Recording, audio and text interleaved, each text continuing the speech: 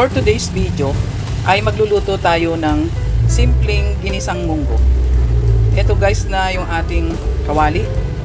Maglalagay na tayo ng mantika. Mainit na yung mantika kaya ilagay na natin yung ating bawang. Golden brown na guys yung ating bawang kaya isunod na natin yung ating sibuyas. Sin na guys yung ating sibuyas kaya isunod na natin yung ating kamatis.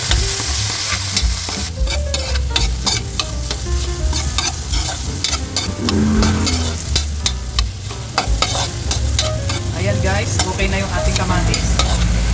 Isunod na natin yung ating patis.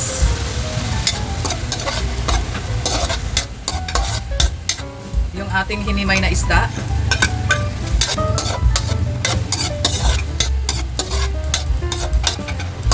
At isunod na rin natin guys yung ating pinakuloang munggo.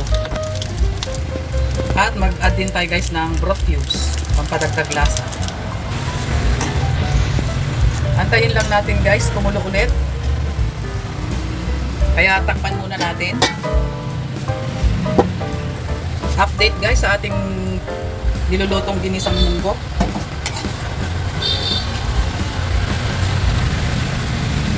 Ayan, kumunti na yung sabaw at luto na rin yung ating mga kamatis. Kaya isunod na natin guys yung ating ampalaya.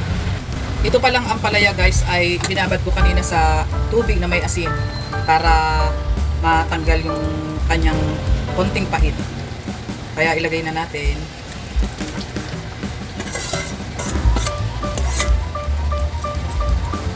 Huwag muna natin siyang haluin guys. Hintayin lang natin maluto yung ating ampalaya para iwas pait. Ayan guys, pwede na natin haluin yung ating ginisang munggo. At pwede na rin natin guys ilagay yung ating last ingredients na chicharon.